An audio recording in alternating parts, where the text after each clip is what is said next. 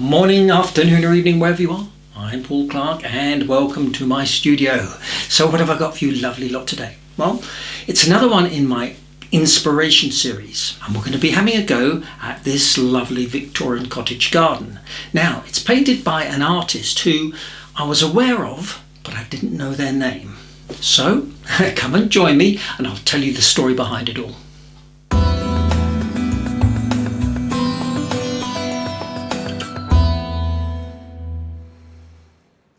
So just recently I was going through an old sketchbook when I came across this drawing. Now I remember it was based on an old Victorian painting, but I didn't know who. Now also some of you may recognise this. It was painted for a tutorial I did a year or so ago about tonal values. I'll link above if you haven't seen it. And I had a sneaky suspicion that it was done by the same artist. So with Mr. Google's help I did some research and finally tracked down the artist. Helen Allingham, who, if I'm totally honest, I'd never heard of before. But I managed to find this book of her wonderful paintings. Now, I'd always loved these old Victorian prints, and I was delighted to find one of the artists behind them. Now, she typically painted English rural scenes, particularly cottages, and often with a young girl standing by the door. She was born in Derbyshire in 1848, the eldest of 7 children, and originally trained at the Royal Female School of Art, and later she enrolled in the Royal Academy School, which would have been quite a feat for a woman at the time. A woman painting? Whatever next? Anyway, as well as many beautiful oil and watercolour paintings, she illustrated many books and magazines, including Thomas Hardy's Far from the Madding Crowd. Now, although a female artist could not gain the same recognition as her male counterparts, she still influenced artists such as Van Gogh, who was a great admirer of her work. Now, many critics considered her work to be too sentimental and she over-romanticised her landscapes. But I love them and I think they have a real enduring charm as well as playing an important part of our social history. So today's tutorial is based on this scene, but I'm going to go for a thatched roof, but I prefer the pose of this girl from this scene. Okay, so for today's materials, my paper is some Arche, it's a cold press finish, £140, 100% cotton, and it's on a block so it won't need stretching, but of course any decent watercolour paper will do. Now my colours today are cadmium yellow, yellow ochre, magenta, dioxazine purple, cobalt blue, burnt umber, burnt sienna and some paints grey, and just 2 brushes from my range, number 12 and number 6 round.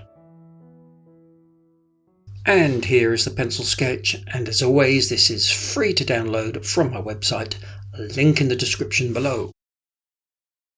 Off we go! So whenever I'm painting flowers in a scene, I always like to get them down first, just to guarantee they go onto a white background to keep them as bright and fresh as possible. Here with my number 6 brush, I'm just dropping in a few dollops of clean water to create a few little backruns. So here with these purple flowers, I've purposely touched them up against the red flowers just to get some of the colour to blend together.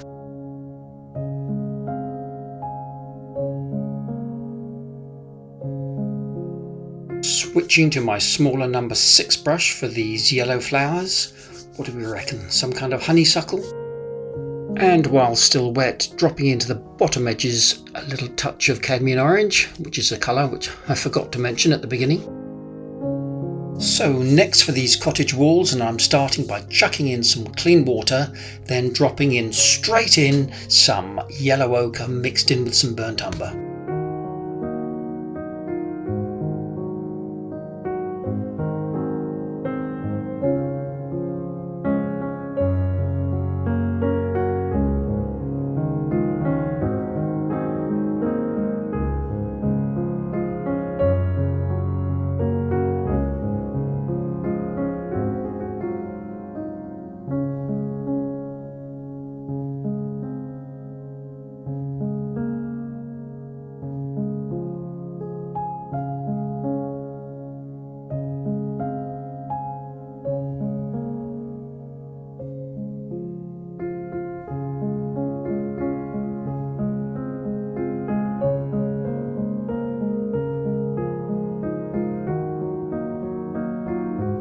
Next for this brick wall here, and I'm wanting a much more reddy brown, so I'm using some burnt sienna but with a little touch of burnt umber. But I'm using lots of water and letting those darker values mix and blend on the paper. And here I'm even putting in a little bit of the dark Oxidine purple just for a bit of interest. And similar colours here in the path.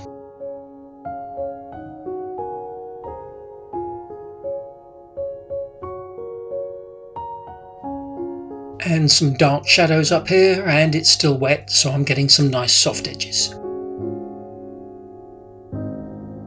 So when that's dry, I'm coming back in with my number 6 brush just to paint in some very simple shadow details on the flowers.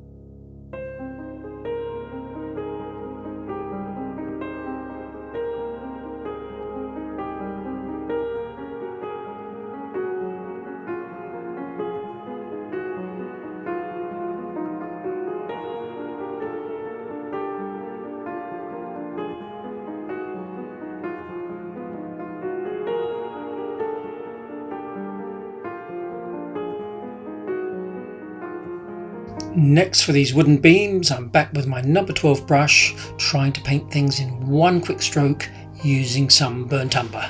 And I'm just dabbing here with a tissue to create a little bit of texture.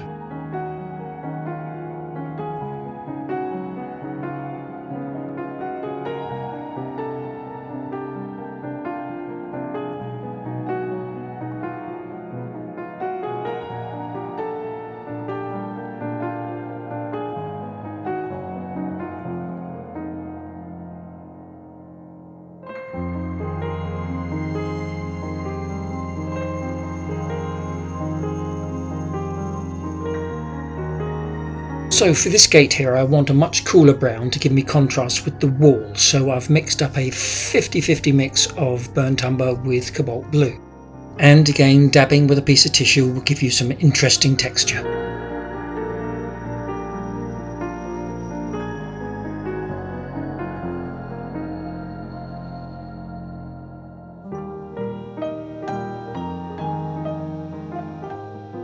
And I'm just intensifying the shadow here with some burnt umber, but also using a very watery mix of the same colour to add some detail into the walls.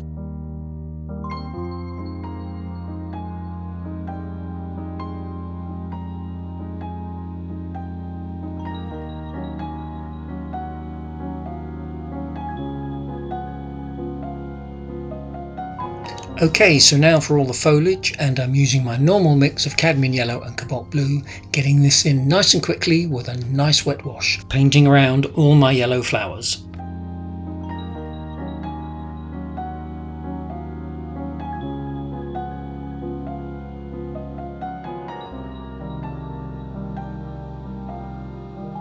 And while that's still wet, I'm dropping in a much thicker consistency bluey green to create some shadows, especially around the flowers to really help them stand out.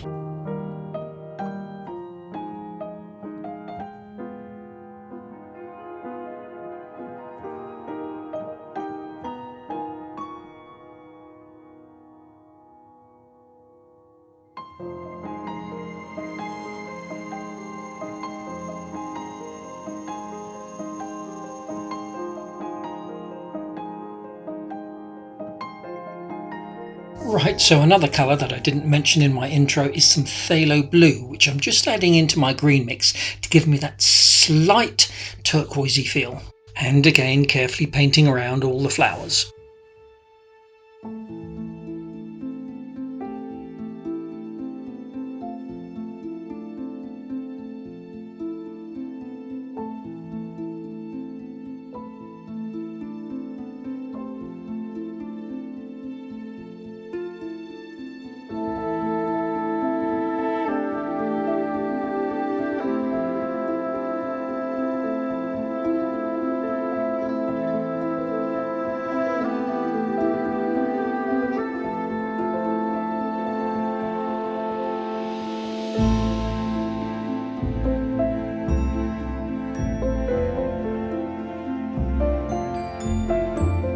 So just mixing up my yellow washes here, just by adding more yellow in to create more brighter yellowy greens. and again all mixed from cadmium yellow and cobalt blue.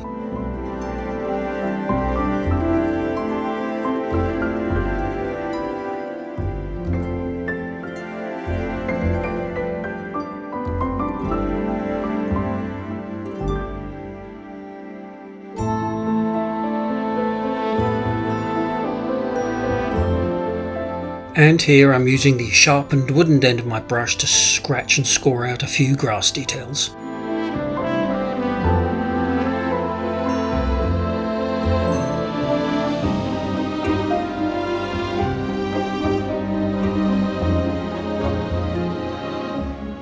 And using a good dark green here, of course we need to put in a bit of splatting.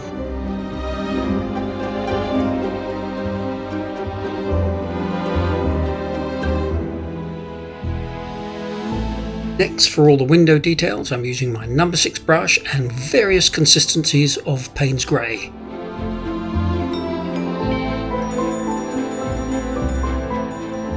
A nice big blob of dark value here, straight into the wet wash. So to create these strong contrasts here, don't be afraid to come in really quite strong with some of your values.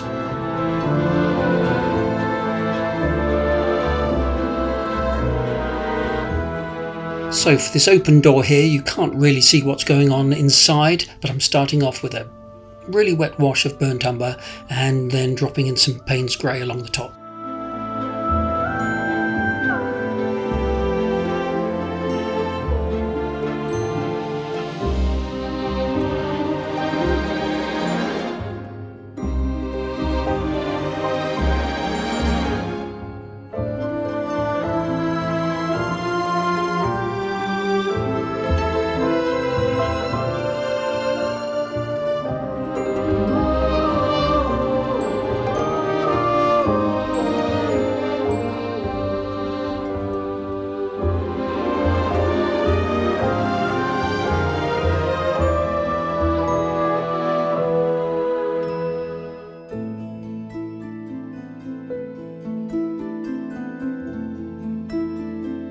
And then just bringing out a few details here and there again with some Payne's Grey using my number 6 brush. Quite a diluted mixture here just to bring out a few shadows on the girl's smock. We'll call her Eliza, shall we? That's a good Victorian girl's name.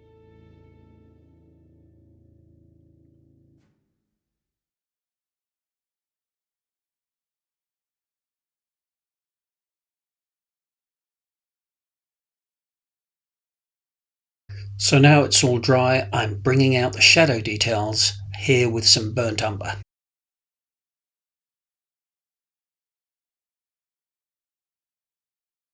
And here some dry brush texture to give the impression of a thatched roof.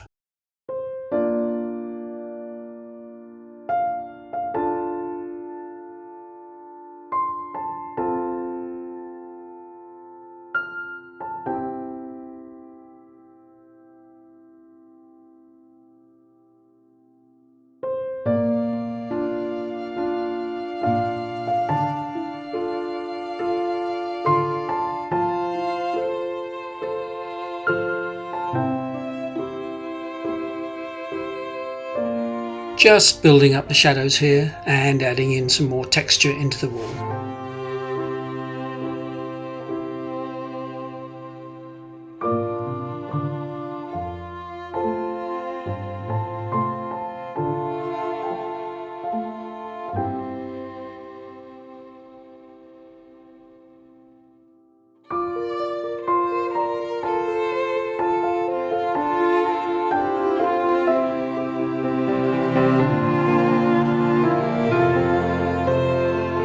And as I always say, less is more. You don't need to fill in every brick.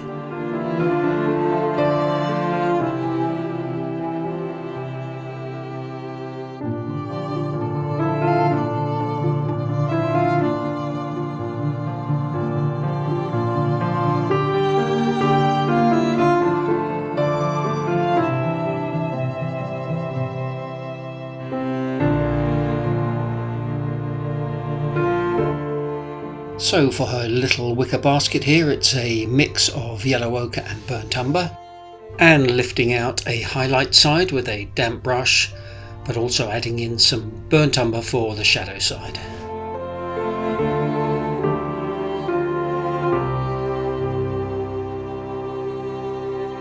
Next, with my number 6 brush, just adding in a few green details here and there, but trying hard not to overwork this. Although Helen Allingham's paintings did have a lot of fine detail, especially in the foliage, I'm trying to keep mine fairly loose and fresh.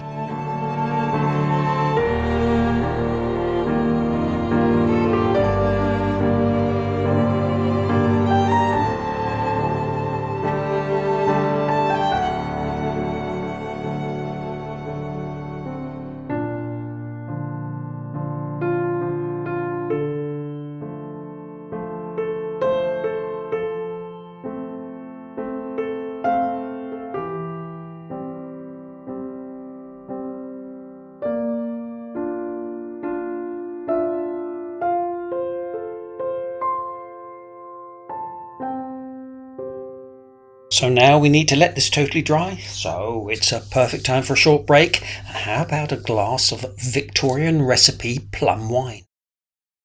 Okay, so let's make a start on Eliza here, and you can paint her dress in any colour you like. But I'm using a magenta here, keeping the top light, but then I'm going to be dropping in a darker shadow underneath.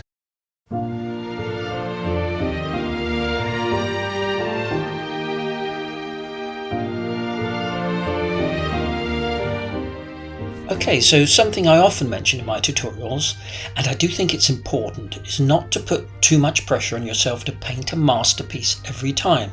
It's so important that you feel relaxed and not stressed about making mistakes. Now, on the subject of masterpieces, I must tell you, I was up in my attic the other day, and I came across an undiscovered Rembrandt and a Stradivarius.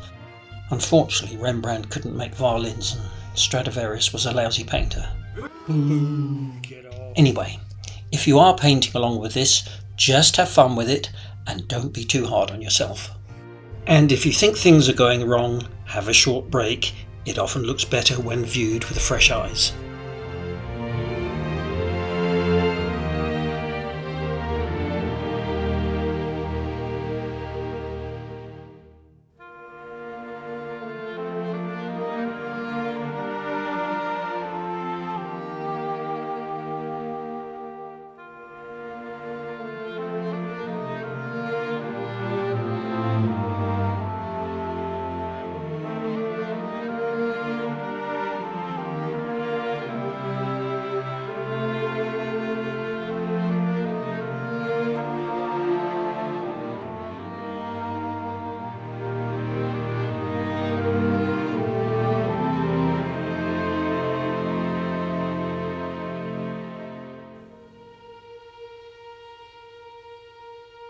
Now with my number 6 brush for these branches and twigs and various things.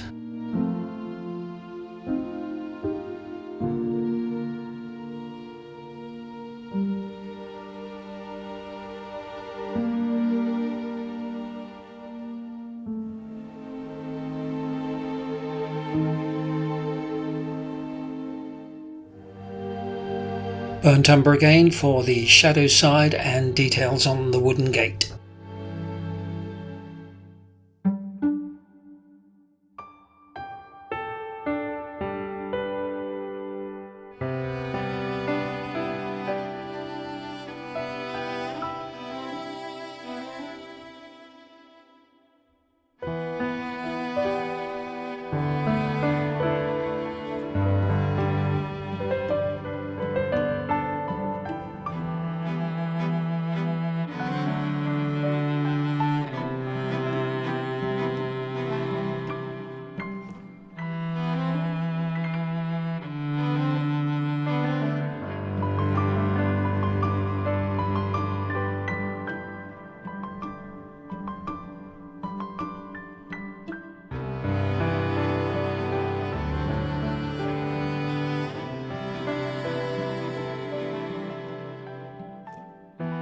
And while I've got the colour on my brush, let's just paint her boots in.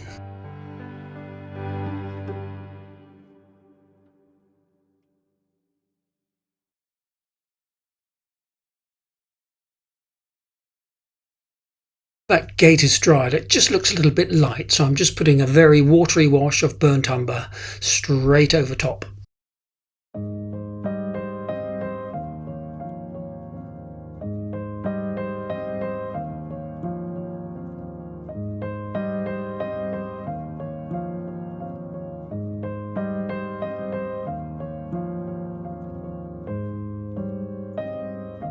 Okay, so now for her flesh tones, and I'm using a mix of yellow ochre and magenta, and just like the basket, I'm lifting out a highlight side with a damp brush and also adding in a stronger consistency on the left hand side, shadow side of her face.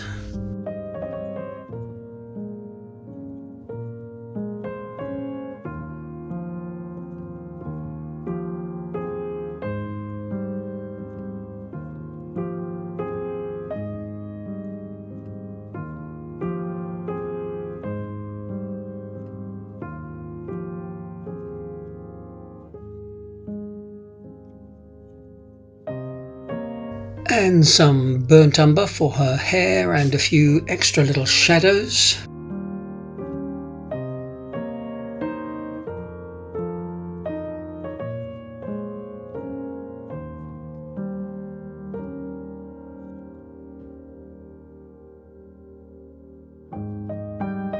Okay, so here is the tricky bit, especially when painting features on a figure that's relatively small within the painting. You need to be quite accurate. You know, one eye or nose out of place and it's going to look wrong. So no pressure here.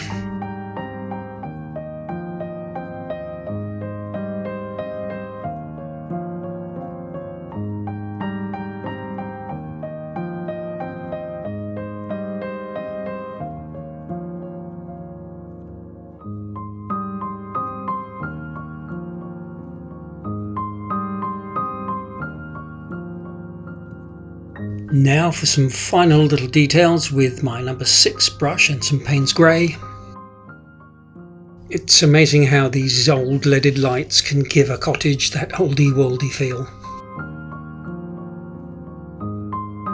Burnt umber here for a few details in the brick wall.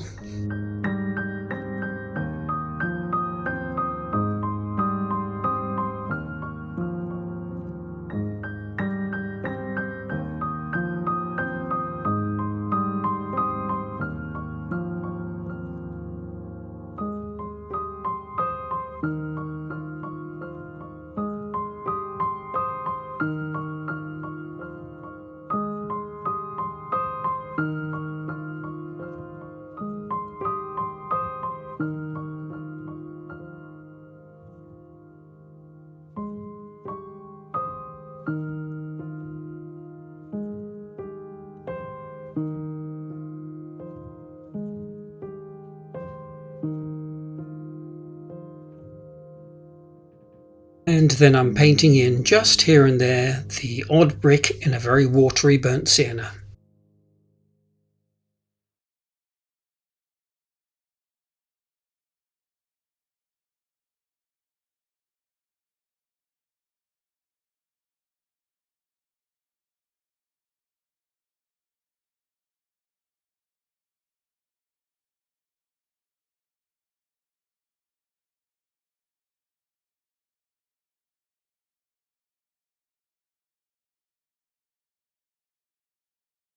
And next, one of my favourite techniques, just taking a damp tissue and softening and blending in, almost creating that wet in wet effect.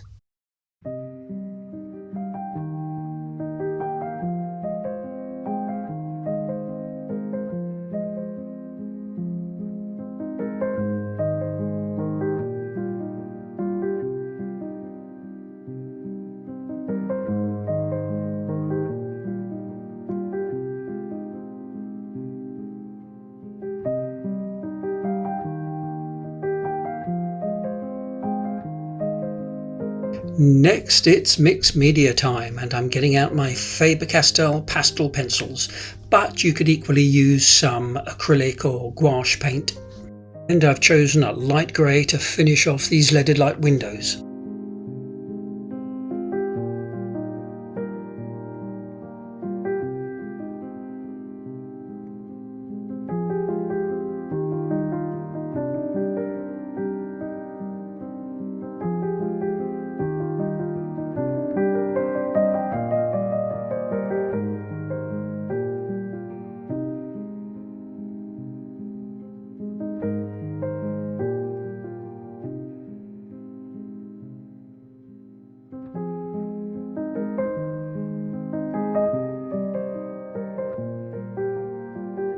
Next, I'm taking a yellow-green pastel pencil and just adding in some foliage in front of that door.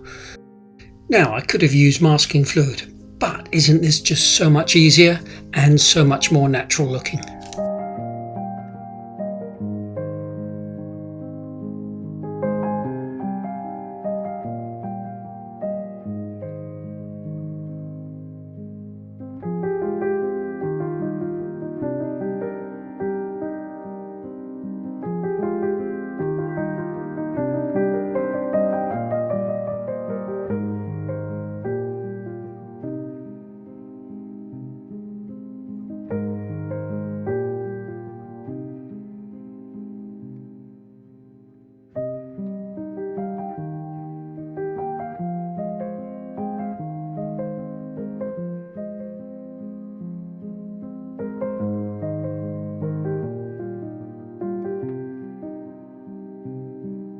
And next, a beige pastel just to put a few little highlight flicks on these branches.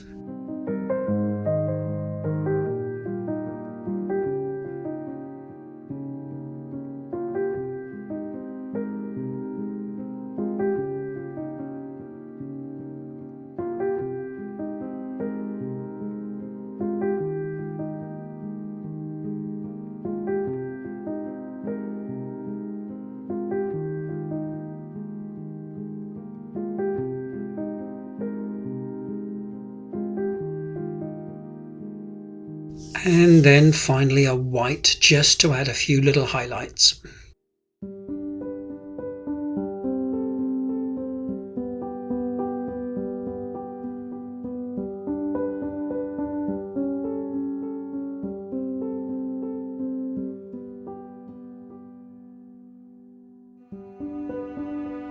Next, these are some fairly cheap soft pastels. I got them on Amazon, I think for about £5. But they're great and very rich in colour. And I'm using them just to get some really nice, bright, rich coloured flowers. But again, you could use some acrylic or some gouache. Now, if you're concerned about these smudging, you could use some spray fixative, but to be honest, I don't tend to bother.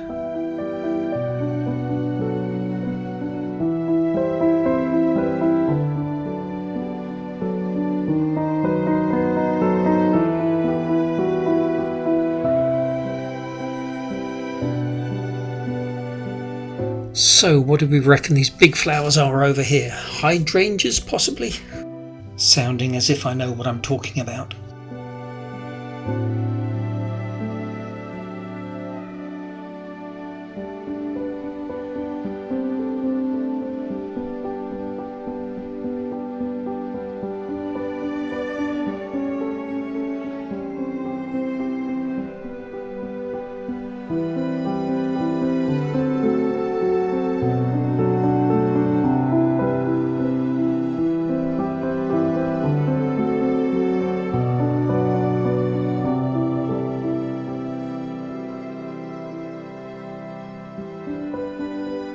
There we go, all done, and this one in about 3.5 hours, including drying time.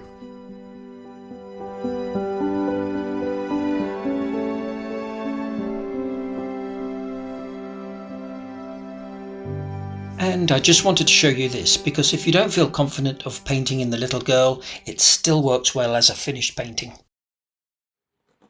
And one final tip, if you are intending to exhibit or even sell your painting based on another artist's work, it's always good etiquette to put the word after the original artist's name. Well, I hope you enjoyed that as much as I did, and you'll give it a go, whether you decide to put dear old Eliza in there or not. Just have fun and enjoy the experience. And of course, please don't forget to like, it is important. Leave a comment, I do read every single one, can't always reply to them all. Subscribe, it is free. And I look forward to seeing you all again next week for another Watercolour Wednesday. Take care everyone, bye now.